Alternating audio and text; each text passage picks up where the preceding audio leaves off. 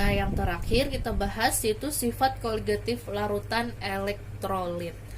Nah, sifat koligatif larutan elektrolit ini, hukum Rolle tidak berlaku untuk larutan yang zat terlarutnya bersifat elektrolit, yaitu zat yang dapat terionisasi di dalam larutannya.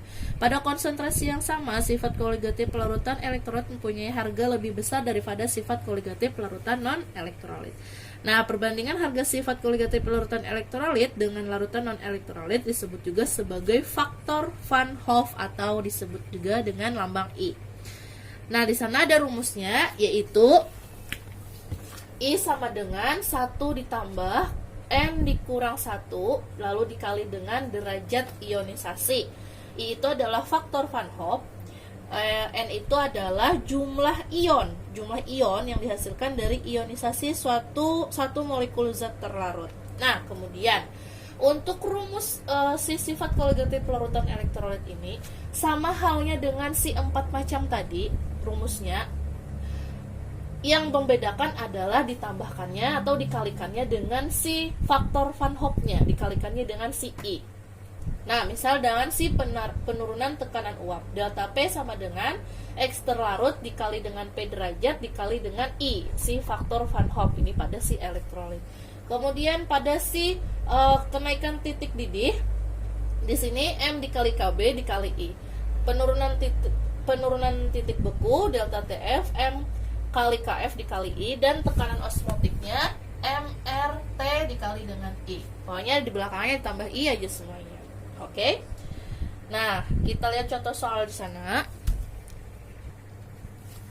Nah, di sana ada soal tentukan titik beku dan titik didih larutan yang dibuat dengan melarutkan 82,2 gram kalsium, massa kalsium CaCl2 dengan Mr 110,98 dalam 400 gram air, gram massa airnya 400 gram, Kf airnya sebesar minus 1,86 dan Kb-nya sebesar 0,512 derajat Celcius ya, ini sama-sama derajat Celcius.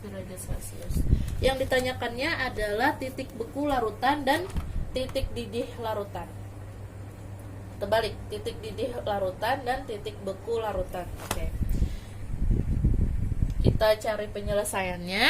Nah, langkah pertamanya itu ialah mencari si faktor Van Hoff-nya, yaitu si I-nya, karena kita akan menggunakan I-nya.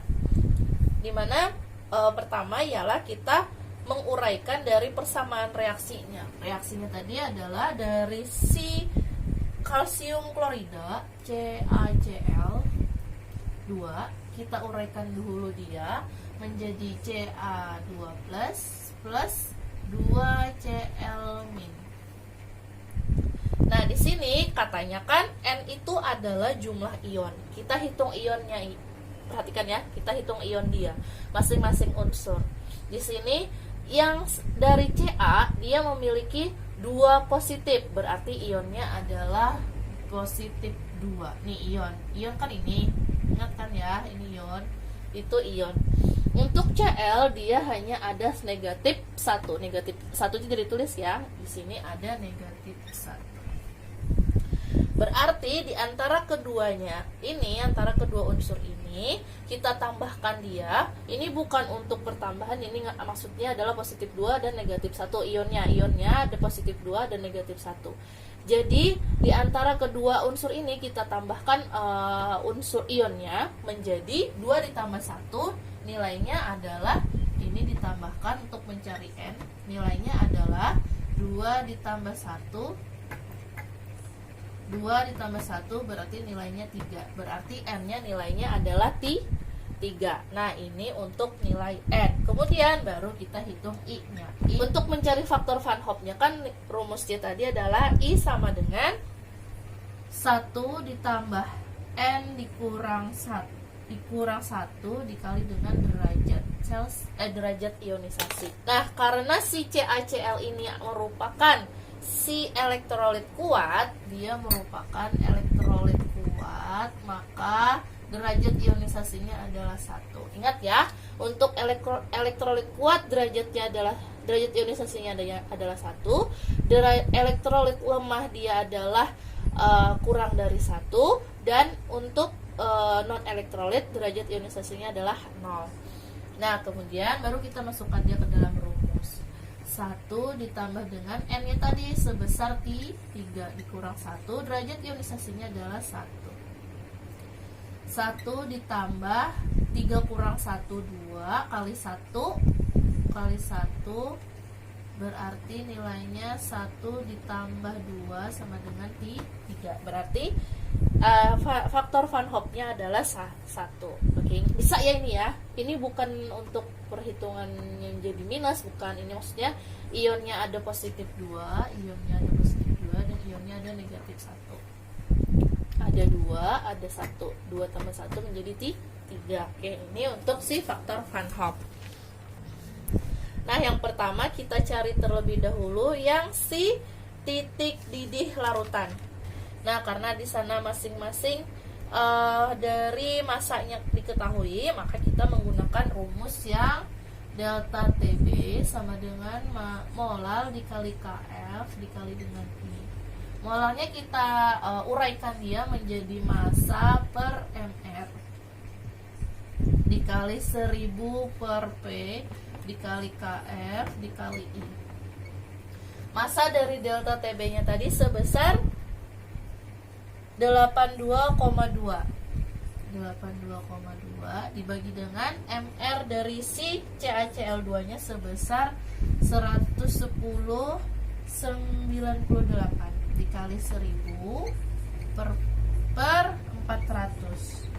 Massa airnya kan 400 dikalikan lagi dengan KF-nya sebesar minus K. Astaga, maaf ibu salah di sini. Ini adalah KB, ini adalah KB. Nah, dikali lagi dengan KB, KB-nya sebesar 0,512. Kali lagi dengan I, I-nya sebesar 3. Nah, kalikan semuanya. 82,2 kali 100, kemudian kali 0,512 dikali dengan 3, kemudian yang di bawahnya juga dikalikan, baru dibagi. Hasilnya sebesar 2,84 derajat Celcius. Nah, baru kita hitung TBL-nya. TBL-nya rumusnya tadi ialah TBP ditambah dengan si delta TB, atau delta TB dikurang dengan si TBP-nya. Oke, TBP-nya tadi nilainya adalah 100 derajat Celcius. 100 derajat Celcius ditambahkan dengan 2,84 derajat Celcius, maka dapatlah hasilnya senilai 102,84 derajat Celcius. Nah, ini untuk si TBL, untuk si titik didih larutan. Nah, kemudian yang nomor 2-nya kita hitung si titik bekunya. Titik bekunya kita ambil juga dari rumus delta TF. Delta TF sama dengan M dikali KF dikali dengan I. M-nya tadi kita uraikan dia molal ya, molal. Kita uraikan dia massa dibagi MR dikali 1000 per P dikali KF dikali I. M-nya tadi sebesar 82,2 dibagi dengan 110,98 dikali 1000 dibagi dengan 400 dikalikan lagi dengan, astaga, di sana tuh bukan minus ya, salah di sana, yang diketahui di sana bukan minus, tetapi nilainya sebesar 1,86 saja dikalikan dengan 3. Hitung-hitung semuanya, maka dapatlah hasilnya 10,33 derajat Celcius. Kemudian baru kita cari TFL-nya. TFL-nya kan rumusnya ialah TFP dikurangkan dengan delta TF. TFP-nya kan nilainya 0, dikurangkan lagi dengan 10,33 derajat Celcius. Ini derajat Celcius, maka hasilnya adalah minus 10,33 derajat Celcius. Oke. Nah, inilah untuk penjelasan si sifat koligatif larutan. Paham ya? Sekian dulu dari Ibu, semoga kalian paham, mengerti. Terima kasih banyak. Assalamualaikum warahmatullahi wabarakatuh.